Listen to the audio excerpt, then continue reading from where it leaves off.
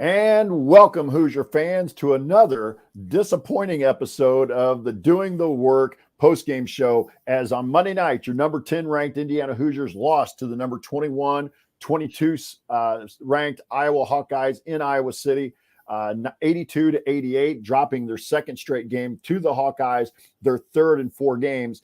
And the Hoosiers now stand 19-6, 11-4 in the Big Ten, and any chance to outright win the Big Ten or to share have gone away, unfortunately, for the Hoosiers. I'm your host, Jeff Marlow, here with my co-host, Kathy Amos. And today we'll break it all down for you on this edition of Doing the Work, the new show on the Back Home Network dedicated to covering IU women's basketball. Let's start this show the way we start every show, and that is with our banner moment. And our banner moment today comes from the 103 mark of the first quarter, or excuse me, the 206 mark of the first quarter. Sorry, I can't read my own writing. 206 mark of the first quarter. Alexa Golbe with a jump shot became the 31st player in Indiana women's basketball history to score 1,000 points.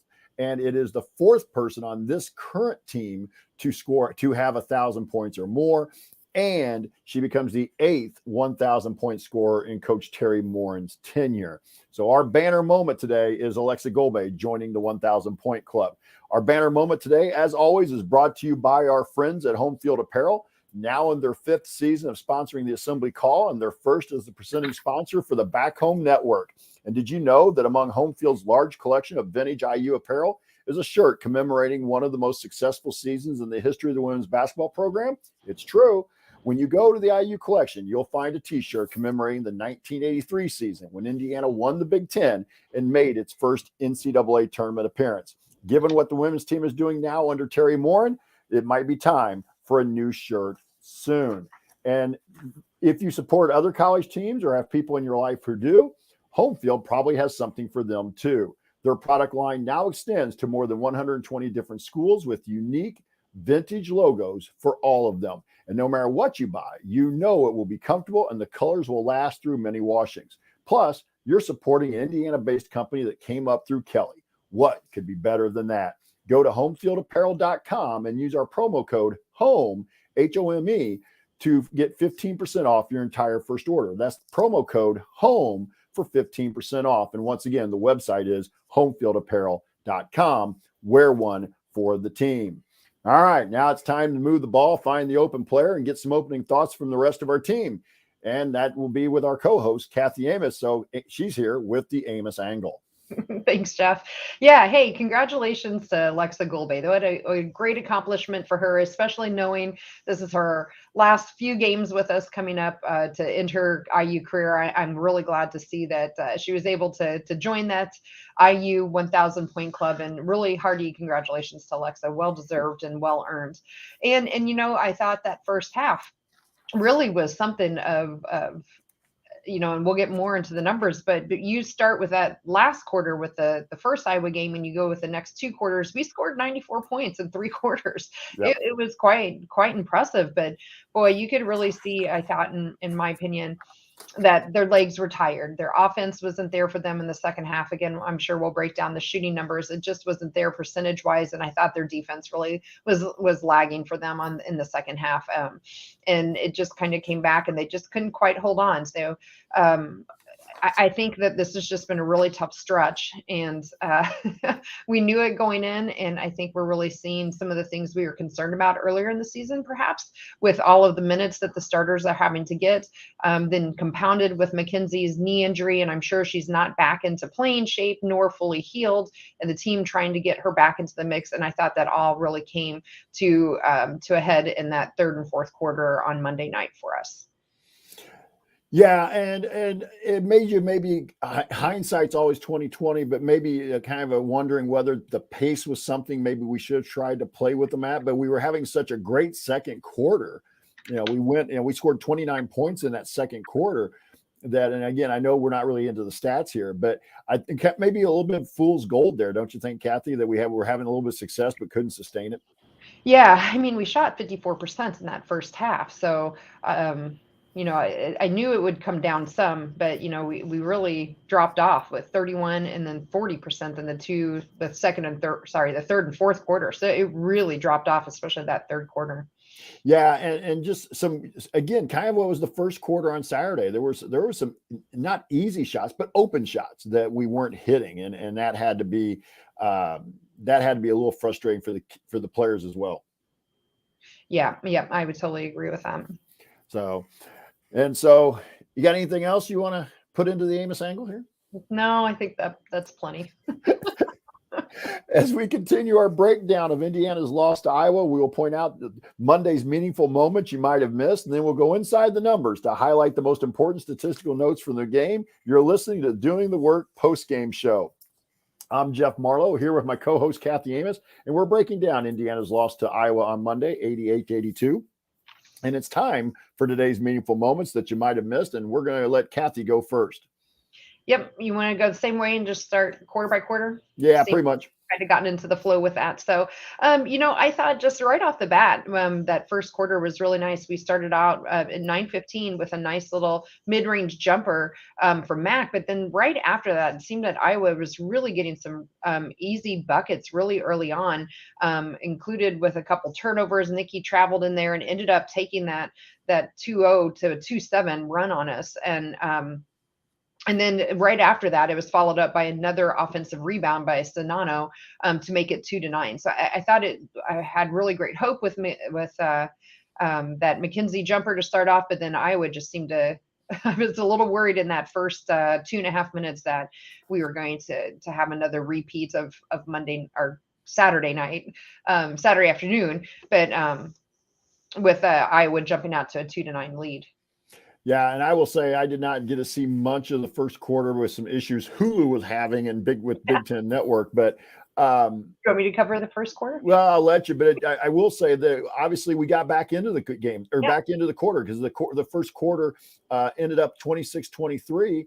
And so why don't you give us a little bit more of the first quarter that you thought were key? Yeah, so then Indiana really started going on a run very quickly. And so at 7:32, we were down 2-9, made some buckets. And at 6:02, we had some really nice patience, I thought, on offense. We really rotated the ball, and Grace finally found Chloe McNeil open for a three-pointer, and that ended up tying it at 9-9. And then we had a missed shot, and Alexa got the offensive rebound and went back up for 2, made it 11-9, and it made it a 12-0 run for us. So, we really started getting some nice spurts. So we went into that media timeout 14-11. So up 3 with an IU run. Then we came out again, just a little flat, I thought. We did get another 3 from Chloe McNeil at the 3.5 mark. But then with about a minute left, Mac was blocked down low. And I thought we were really struggling down low in the post in particular, and this was an example of that. And then Iowa took it down for 2, ended up going on a bit of a run there and outscored us by 6 in that segment. And so they were up 23-26 at the end of the first quarter. So I thought overall, we had that nice spurt in the middle, but Iowa really bookended the quarter with some spurts of their own. So, as some people like to say, basketball's the game of runs. And I thought that's what the first quarter was. We saw Iowa go on a run, then we went on a 12-0 run, and then Iowa came back and kind of came back ahead. So outscoring us by 6 or 3 rather in the total quarter. Yeah, and I was kind of looking at the overall stats there. Like you mentioned, we shot, about 45% in the first quarter, but they shot 60%. And again, we're going to talk a little bit about this later with the lingering storyline, but the defense, I think, is something we're going to kind of come back to time and time again here. And I know Cinzano may not be I know Mac's hurt, but boy, this kid looks a whole lot better, a lot tougher right now than she did last year. Where Mac kind of held her own. And I know Mac's not healthy, not trying to take anything away, but man, I've watched Cinzano really bury the post down deep into the post. And if she gets it that deep, nobody's stopping her. And I just, but really, Kathy, on that first half, I'll speak kind of the first half stats. It was, I kind of got the inference of once I was able to finally start watching, it was like, they kind of took the attitude that they were going to let Caitlin Clark get hers and then see if they could hold everybody else. And that kind of seemed to be working for them through the first half. Yeah, I agree. So that's what I wrote down for the first quarter anyway. So I didn't have anything else there if you wanted to move on to the second quarter. What about why don't you go ahead and start the second quarter? I can chip Sure. in a little bit with the second quarter. I was able to pick up about halfway through the second quarter. Yeah, so what I wrote down here was really we started off about the 8:30 mark, and Nikki came out and got a really nice offensive rebounds for us, and then ended up driving the ball back down for two. Then Iowa went down and missed, and then I thought Keandra Brown had a really nice rebound there. She got it out for Nikki again and drove down, and we took the lead there at 31-30. So I thought that was just a nice sequence there, about a minute and a half into that second quarter for us, and I think that set the tone for the quarter. In my opinion, I thought that was the best quarter for us, clearly. Yeah. And when I picked it up, it was still kind of just a 2 or 3 point game there. And I really liked the aggressiveness we were playing with. When I picked it up there about halfway through the second quarter, we were active. We were forcing turnovers. I was looking at, we forced 14 turnovers in that first half. So I don't know exactly how many were in the second quarter, but we really were aggressive. We were active. Our hands were active. And we were getting a lot of things in transition, almost really kind of beating Iowa at their own game. But like I was mentioned earlier, that may have been a little bit of fool's gold with a team that's not very deep, had played so many games. But boy, for that 4 or 5 minutes of the second quarter that I got to see, that was fun to watch because, to me, that's the way I would like to see the game played anyway. Yeah. I'm a little more of aggressive like that on defense. I like to play with some tempo. But it really was, they really kind of had Iowa, I won't say on the ropes, but they had Iowa really kind of second guessing themselves at times. Yeah, I thought so too. And it looked like we were trying to get down to Mac a couple of times too. About 5:20 or so left, we got the ball down to her, but unfortunately she missed it. The nice thing, she got her own rebound, put it back up for two. And then she came back on the other end, played some really nice defense that I think led to a Chloe Moore McNeil for a steal. But why I wrote that sequence down is after that steal. So Mac had great defense. I thought helped Chloe get that steal. Mac sprinted and down to the other end and really ran the floor, and Chloe found her for two on the other end to make it 40-36 for her. So I thought overall, and that was an example, I thought Mackenzie definitely not 100%, but in terms of her third game back now, right? Or fourth? Third. Okay. Yeah. So her third game back, I thought this was the best she's looked since she's come back. Clearly not the same Mac pre-knee surgery. I don't think we will probably potentially see that again this year, but you never know. I thought she looked a lot more active and a lot more aggressive on Monday. But what were your thoughts overall from Mackenzie? Well, she got 9 shots in the first half, and so that obviously she was more active. They were trying to get it to her. They seemed to be a little more in sync. That's one of those things that I thought was a positive. Unfortunately, Mac was going to get in some foul trouble in the second half, but I thought Mac did look better. I think that's one of the keys to maybe holding Cinzano down a little bit. I just feel like in those 2 games, Cinzano didn't really have to work very hard Cinzano didn't have to work very hard on the defensive end. And so she was really fresh on the offensive end. And we'll get into the second half here. I wanted to kind of point out there at the end of the half, what a really great play Grace made to get a bucket as she made the drive with time winding down. She got the ball, she crossed over into the lane and got challenged and was able to switch really to her left hand and able to get the ball up off the glass and in to put Indiana up 11 at 52-41 going to the half. Yeah, I thought so too. And I wrote down a couple of places here in that second quarter where I thought we had some nice defense. I mentioned it about the 5:22 mark. At 3:43, Nikki forced a turnover that turned into a fast break with Chloe Moore McNeil. And then 2:52, we had another great sequence where it was just great overall team defense that led to yet another Nikki steal. So I thought there were some sequences there where we saw the defense we had been seeing most of the year. I just think when we got to the second half, their legs were clearly a lot more tired. Yeah, and they got tired, and I see some of the comments being made here by the workaholics about the officiating, and I will kind of comment on the officiating when we get to the second half. But I see some of you referencing. Yes, we did post the Grace Berger show today. The latest episode, I should say, of the Grace Berger show, and it was I didn't quite use the word with her, but I thought it was kind of a chippy game. I mean, and that probably was a product of 2 competitive teams, pretty good teams, playing each other back to back, and I think both understood what was on the line. But it really looked like there was getting to be some real feistiness between the players. Not anything unsportsmanlike, but you just tell that it was getting physical. And as much as we've seen people saying they thought that it was getting, the refs called it tight. There were times I thought, man, they let a lot go, and so that really, but it really what hurt us was our post players in the second half who ended up in foul trouble. Yeah, I agree. So what you got for the third quarter?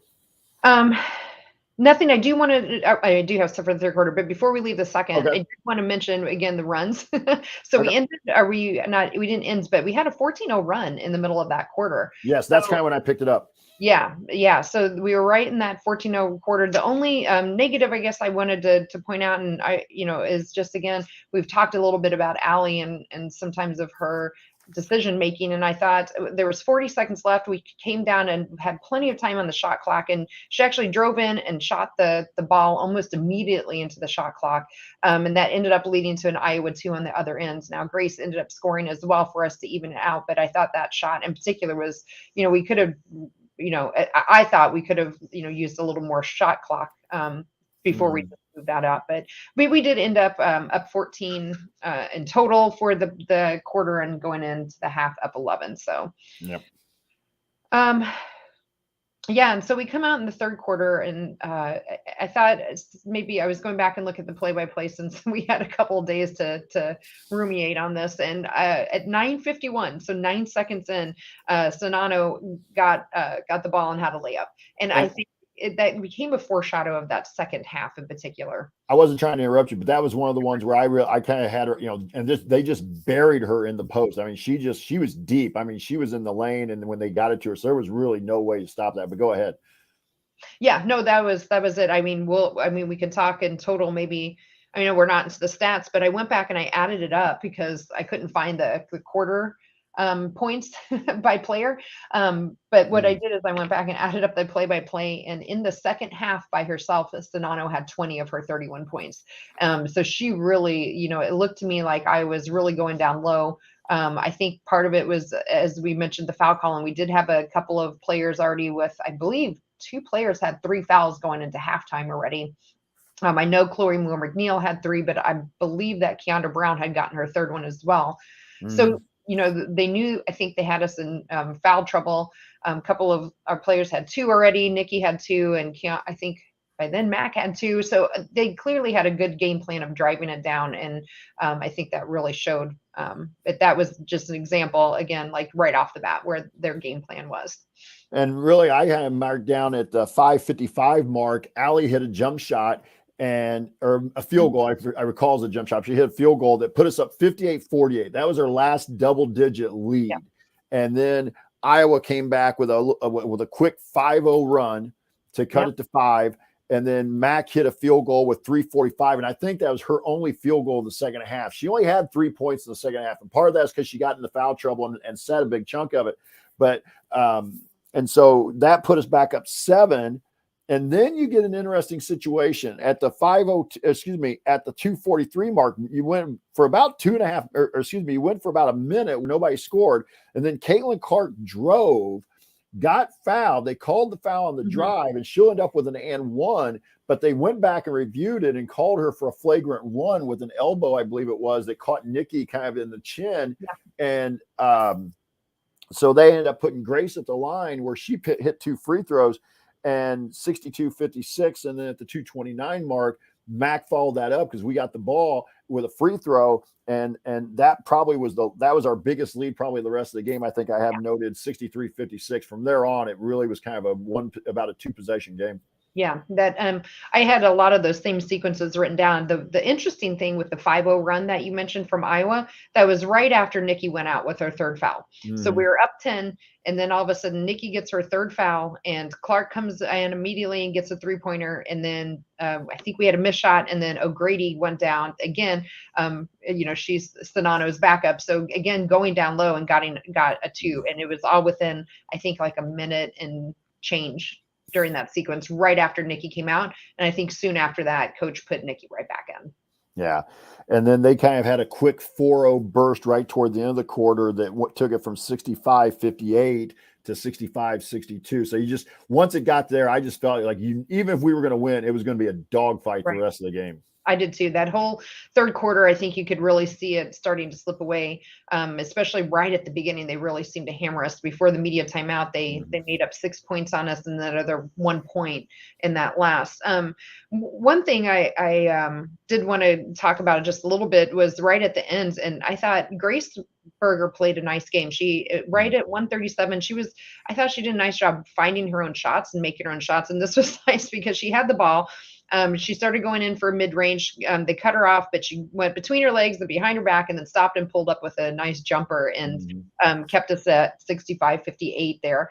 So I just thought that was really pretty. It was a great basketball move. And again, something you just don't see a whole lot, I think, from players anymore, where they can really make their own shot off of the dribble that well. Yeah.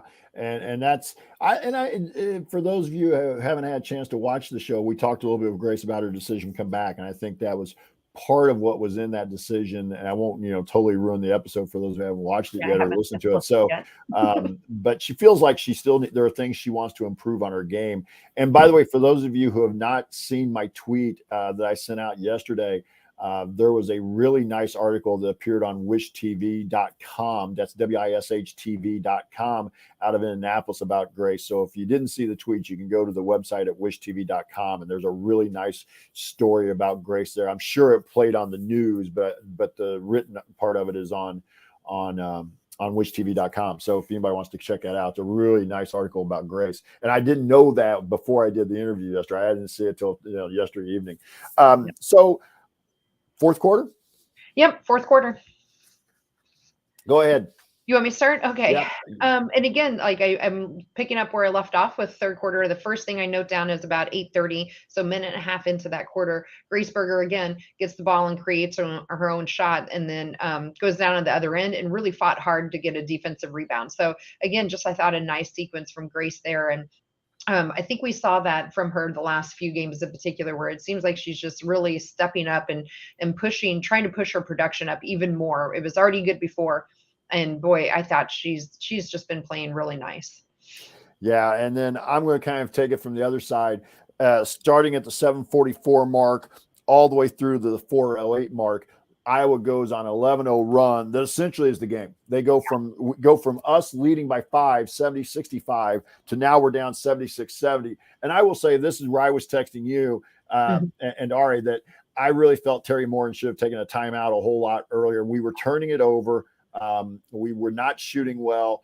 And you could just get the sense that Iowa was ready to make a quick little move. And in a game like that, at that point in the game, if anybody could bust out to a 6-7 point lead, it was going to be an uphill climb for the other team. And so I just felt Terry should have maybe taken that timeout a little quicker. And I get it. I'm not coaching it. I saw there was a great feedback on Twitter today from, I know we aren't supposed to speak of the guy over in West Lafayette, but and for those of us who think it's so easy, go get our own team. I get that, but part of what we do here is critiquing, and I just felt that I would have liked to see her take that timeout a little earlier there. Yeah, I thought the same thing too, Jeff. Iowa went on that 11-0 run, and it finally took Allie at the 3:55 mark to drive the ball down, and she didn't make the shot, but she was fouled pretty well and ended up making her free throws. And at that point, though, it was 72-76. So that run just really hurt. And when you're going up against a team like Iowa, who is just a prolific scoring team, and you're a team that is what will be 5 games in like 10 days or something like that, and clearly just tired legs. I agree with you. That timeout just could have came a little sooner. Give the girls time to recuperate, give them time to catch their breath and gather themselves. But and I just felt that was, or when you look at it, I should say, that's a 5-minute stretch in a game that you had the lead. Yeah, I just would have liked to seen us try to break that momentum a little bit. Yeah, I agree. So that was really the key points I had in the fourth quarter, because once they got the lead, we were kind of fighting. We really never did get much closer than 3 or 4 after that. No, the closest, the only other thing I did, and again, not to say this would have swung the game one way or another, but just to, again, comments on the officiating. I did think that the officiating was tighter Monday than in most of the Big Ten games I have watched this year. And that was not necessarily that they weren't fouls, but I didn't necessarily think it was balanced either. And I thought Caitlin Clark got off with a lot of push-offs. And there was one at 118 that, even the commentators who seem very pro Iowa, in my opinion, but even the commentators said, oh, that was clearly a push off. Had they called that, that would have been Caitlin Clark's 5th foul. Now, again, Right. with 118 left in the game, who knows if it would have made a difference or not, but it definitely would have changed the trajectory of the game. And when you have, 2 players on Iowa that score 60 of their 88 points, and one of them gets fouled, even with a minute and a half, we have seen that our team can still come back, and they weren't down by that much. So I thought that was actually a moment that I had wrote down that really didn't help our cause at all. Okay. I won't disagree with that. And again, I thought that some of the workaholics have made that comment that they thought Clark was, I won't say dirty, but that she was getting away with a little bit more than maybe the Hoosiers were. So that's pretty common though. Yeah. And that's life on the road. When you look at the foul discrepancy, we had 27 fouls, they had 19. To me, that's just life on the road in the Big Ten, and you just got to find a way to overcome that. And when you're, and I made the comment, I think, again, kind of don't want to preview the things we talked with Grace, but it just, not only is this team physically tired, I think they're just mentally fried a little bit. When you play 6 games in 13, 14 days, there's no rest for the mind to kind of psychologically reset. And so I think these couple days here are really going to be beneficial. That doesn't mean that they're going to win in Maryland. I hope they do, but I don't think they're going to look as mentally and physically as fatigued as maybe we've seen over the last couple of games. Yeah, I agree with you. 100%. All right. Next, it's time to go inside the numbers. We're going to pick out a few key stats to discuss, both team and individual, and we're going to start out with Kathy. All right.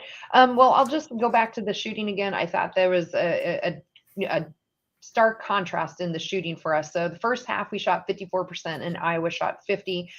We ended up the game down at 46% shooting and Iowa at 54. So it was really a tale of two halves. And especially in that third and fourth quarter, Iowa shot 50% and 69% in the fourth quarter. And if you go back and look at the play-by-play, which I did, and I was reading it off to my husband, and I said, oh, look at this, Sonano layup, Sonano layup, Sonano layup.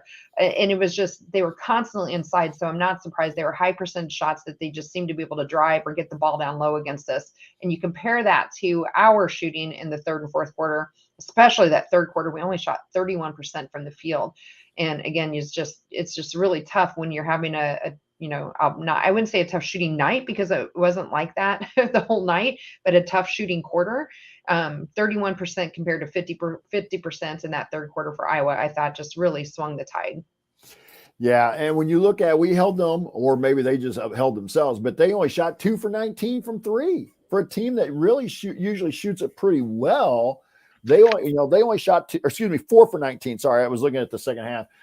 2. They shot 4 for 19, 21%. And so defensively, we were pretty good on the 3, but we were also allowing Sonano to get, 31 and, basically in the paint. So I'll kind of go to another number that we've tracked a lot this year with this team, that when they're successful is the free throw line. We were 16 of 20, 80%. And so, again, this team has started to make some better use of the foul line right now. They're just not being able to get over the hump in some of these games that we'd like to see them win. I mean, let's face it. They've lost these 2 games to Iowa by 5 and by 6. I mean, so it's not like they're getting blown out. Right. Yeah. Although the first Iowa game, to be fair, was looking like that until their fourth quarter. By the way, Jeff, did you know, I know we talked about it in our post game of the first Iowa game, that fourth quarter was not just a program record, but it was actually a conference record. Right. 4 points. I didn't realize it was an entire conference record until after our show, but okay, another stat we talk a lot about are turnovers and points off of turnovers. And, that's another place where we actually won the battle again against Iowa. We forced 21 turnovers, only committed 14 ourselves, and we scored 30 points off of those turnovers compared to 19 for them. So again, I just thought that was, just another nice stat for us. I think I was kind of prone to turnover, but we definitely forced quite a few of those. So that was a positive note for us. And we won for one of the few times that I can recall this year, Kathy, we won the points off the bench battle. We scored 15 points off the bench. They only had 10. Yeah. And 11 of those from Chloe. Right. And Keandra had the other 4. And so, but that may have been, again, another one of those things, that, again, didn't go deep. Grace Wagner got a few seconds but really we didn't play much more than 6 for much of that game. Grace Wagner played 2 minutes. So Keandra 10 and Chloe 18. So yeah, a lot of high minutes again for most of our starters outside of Mac. Yeah, and Allie as well. But so I'll let you go with the next one. Yeah. Individual or team, you can go either way. Yeah, I'll stick with the team still. Again, points in the paint. We really talked about it. Actually, both teams are really high. So you talked about the 3-pointers. Both teams together only shot or made eight 3-pointers. So it was definitely an inside game, I thought, on Monday. And the points in the paint showed that, with 40 for us and 46 for them. And to be honest, I thought theirs would be a little higher based on how many times Zanano, scoring 31 points, of course. A good chunk of those came in from the free throw line. Let me find real quick. Oh, yeah. So 10 of them, or 5 of them, I guess, only from the free throw line. Right. So 26 points for her. And I would bet a lot of money that all 26 came down in the paint. Yeah. And not to correct you, but 31 for Sonano. Yeah. What did I say? You said 26, but she had 31. Oh, yeah. And 26 on probably think off of field goals. Yeah. Yeah. So she had 5 only points. Okay. For us. Yeah. Sorry. I was very clear on that. Sorry. No, that's fine. I get you now. I get you. I'm going to go kind of individual. I'm going to go one more team stat as well. We got out rebounded 37-27. And in a game that you lose by 6, and a game where you had the lead, I think rebounding, anytime you get out rebounded, the margin matters, and being -10 on the rebounding probably came back to haunt us a little bit. Yeah, I agree. And most of those are in the second half. It was 18-19 in the first half, where on rebounds. So, they only out rebounded by 1 in that, but 9 in that second half. And so they had quite a few 7 offensive rebounds again. So yeah, I think that was all I had in terms of team stats that I wanted to kind of point out. All right. You go ahead you go first with the individuals. Individual too. All right, cool. Yeah. So I think I'll just jump to the obvious. We've talked about her a lot the last few games, and that's Grace Berger. I mean, I thought she just ended up with a nice solid game, 22 points, 3 steals, a block, 3 assists, only 2 fouls for a night where, we had 3 girls end up falling out. To end up with only 2 fouls herself, I thought that was great. And she had 4 rebounds as well to go with it. So just overall a good night. Just, I guess, the only slight negative is 3 turnovers, but none of those really came at a time where I felt they were completely egregious. At least they didn't stick out to me. So I thought, again, overall, Grace just had a really nice, solid game. Yeah, and I'm going to kind of go with Chloe Moore McNeil here as the first one I'll stat out. 4 of 6 overall, 3 for 5 from beyond the arc, 2 rebounds, 2 assists, and a steal. And I thought Chloe played another. And I think we've really seen the growth of Chloe Moore McNeil here in the last month. And I really like the way she's playing, and not only for the end of this year, but for what she could bring to the game next year. And I really and Eagle, I see your comment there in the chat. Yeah, it was a little bit of a hostile environment. I think the official attendance, they had it at just around 7,500, 7,510. So, but they had a lead, and in a tough environment, we just got to find a way to get over the hump, as Mike Woodson would keep saying, in an environment, especially for a group that had been having some success and has been pointed out on here a couple different episodes. The COVID pause didn't do us any favors. Right. Not only did it take away kids' ability to stay in shape, but we were flowing pretty well through there. And then you had to take, they end up making us play 2 games that instead of where they normally would have been, now they get squeezed into this, condensed part of the schedule. So that was my first one on individual stats there. Kathy, who else you got? Yeah, I'll talk a little bit here about Nikki. I thought she had quite an interesting game. Again, I thought for the most part, she was pretty good on defense. She did end up fouling out. But again, she had a tough matchup, right? I mean, Caitlin Clark is ridiculous. So it's hard to blame her too much on the fouls. I mean, she was doing her best. She did have 3 steals, but on the negative side, she did have 6 turnovers. And I thought a couple of those came at really bad time, and they were live turnovers that I thought turned into some big Iowa points for her, or for Iowa. So I thought it was kind of a, half and half game. Again, Nikki's defense rarely fails to show up, and it did. But again, the turnover bug seemed to kind of bite her with 6 of our 14, so almost half the team's turnovers. Yeah, and you can't have, your point guard can't have 6 turnovers. Yeah. For as well as she plays defensively, your point guard can't have 6 turnovers in that situation. I'll go to Allie, and I'm going to bring this back up a little bit later when we get to kind of lingering questions as well. But Allie, double figures, but she was 3 for 11 overall, 1 for 5 on three. Now she was 4 for 4 at the line, but no rebounds. Yeah. And she only had 1 assist and 1 steal. Yeah. So I'm not for everything that Allie Patberg brings to this team. It just, and I'll bring this back up in the lingering questions. In my opinion, even when Mac's healthy, you look at this year, this team is kind of going to go as Allie goes. If Allie's playing solid, she doesn't have to score a bunch. If she does, great. But if she's playing solid and chipping in a lot of different places, like getting 4 or 5 rebounds, 3, 4 assists, we're probably going to be on the right side of the win column. Yeah. I agree, Jeff. She had some nice moments in there, but I think we need more from Allie than nice moments. I think we need a nice game, a full rounded game from her. And it didn't feel like she quite showed up again for us in total, like the Allie we can see. And again, it was a fine game, but it wasn't a game that we know we can get from her. Again, I look at that assist line. Even there's nights when maybe she's not up in the upper teens or 20s scoring, which we don't necessarily need from her, that we do need the assist from her. And I thought that was lacking on Monday. Yeah, I would agree with that. And that's why I'm saying I think that's where you kind of get the idea that we go as she goes. All right. I'll give you a chance to talk about anybody else you want to here.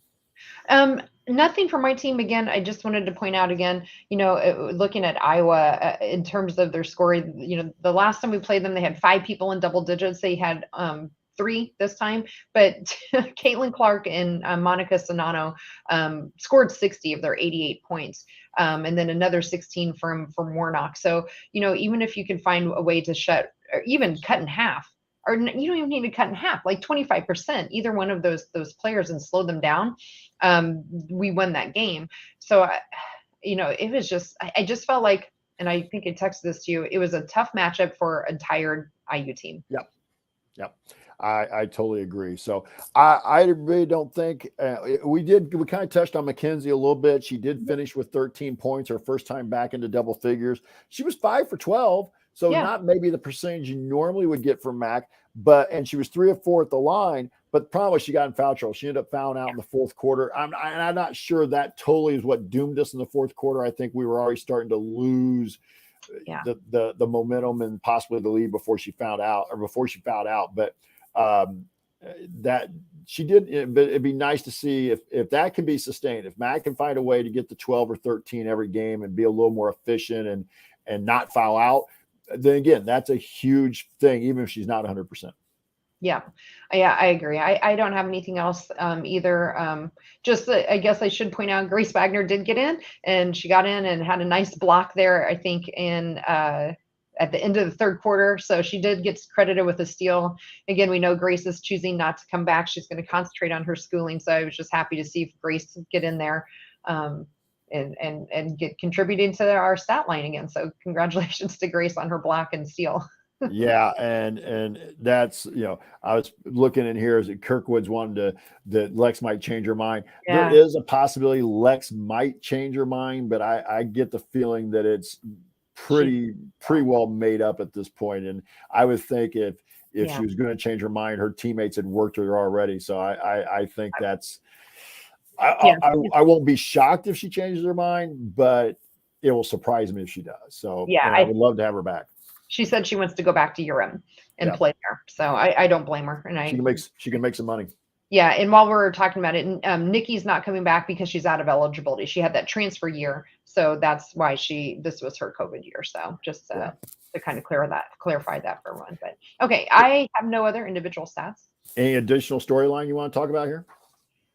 No, I think when we get to closing thoughts and lingering questions, I can leave it for that. All righty. So you're listening to the Doing the Work IU postgame show. Catch us live immediately following most IU women's games. Obviously, there wasn't a game tonight. We're doing this delayed. You can find us at our website at simplycall.com. Also, make sure you sign up for our free IU Hoops email newsletter. Over 9,000, closing in on 10,000 of your fellow IU fans have subscribed. So join for free today at join.assemblycall.com. That's join.assemblycall.com. I'm Jeff Marlow here with our co-host Kathy Amos. We're breaking down Indiana's loss from Monday against Iowa, an 88-82 loss. And it's time now for game balls. And Kathy, I'll let you go first. Yeah, I think this is another easy game for me, at least, to decide on who I was giving my game ball, and that's for Grace Berger. Again, she had 22 points, 3 turnovers, 3 assists, the steals. She didn't foul. We already read off her stat line, so I'll stop. But I thought she came out and was really on fire. I think she was really wanting to make up for that loss already to Iowa. So I thought she played great.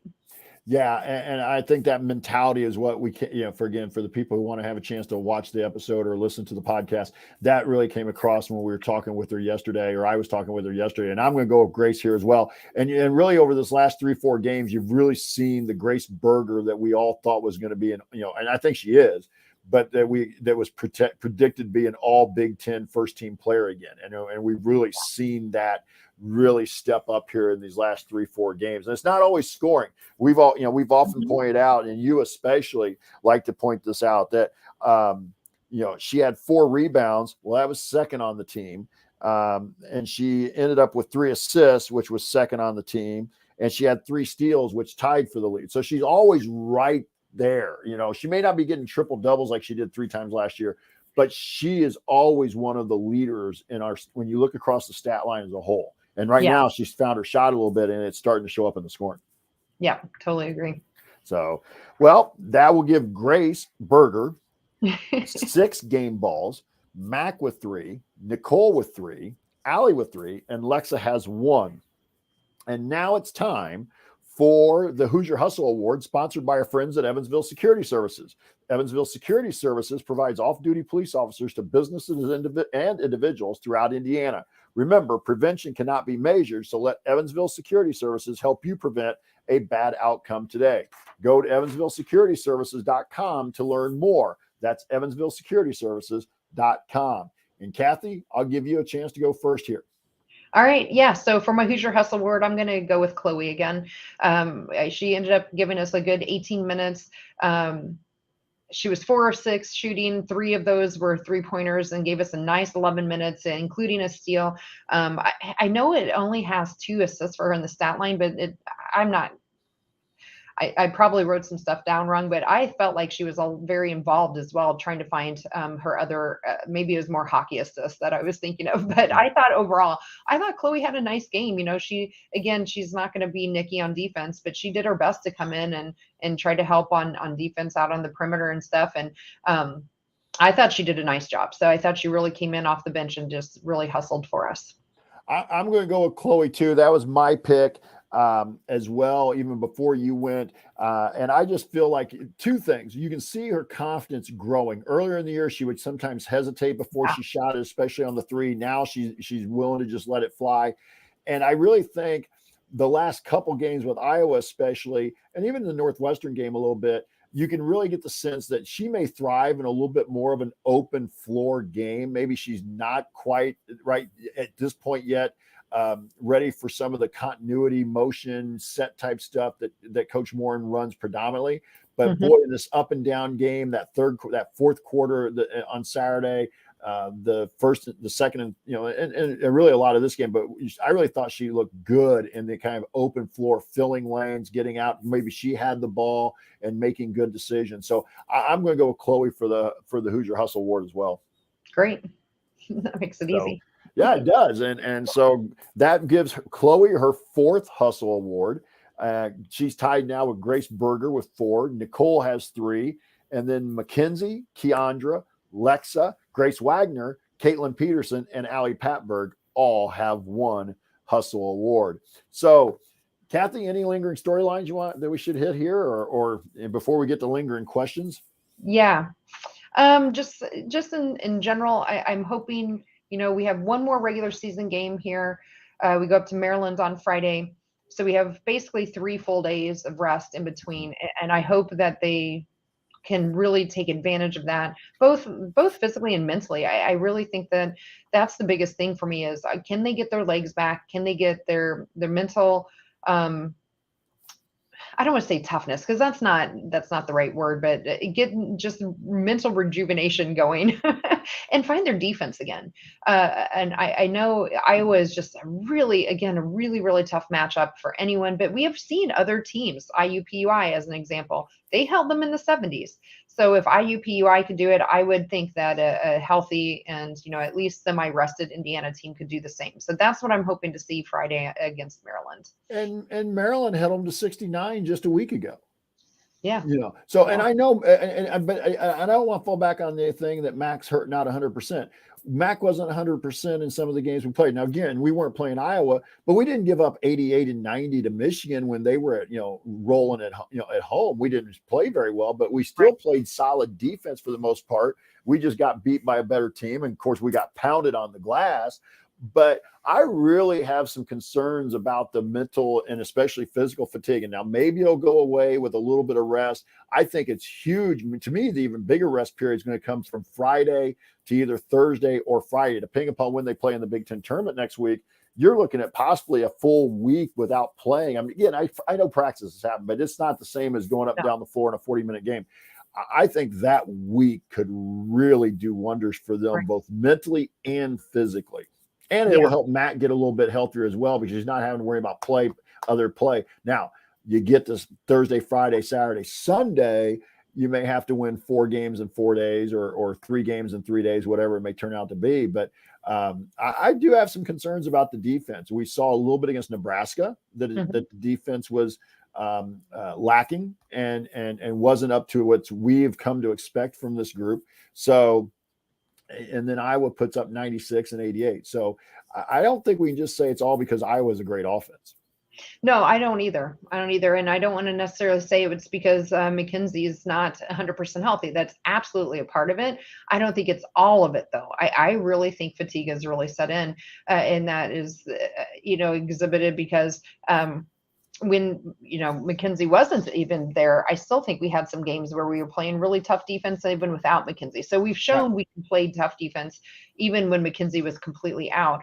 And again, I understand Caitlin Clark averages 28 points a game, but she had 29 points on Monday, and that wasn't because McKenzie wasn't fully healthy. Yeah, and Sonato's not averaging 30, and that's what she had. Right.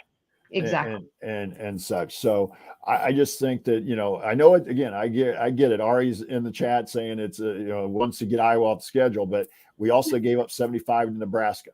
And so, Nebraska is not an elite offensive group. So that's what it is. Anything else here? No, I think that really gets most of my lingering questions, actually. Workaholics, if you guys got any lingering any questions you want us to try and answer, and before we get the last call, we'll try and answer it if you want to put them into the chat. Otherwise, our lingering storylines are probably the questions we have going forward. What will we look like on Friday against Maryland?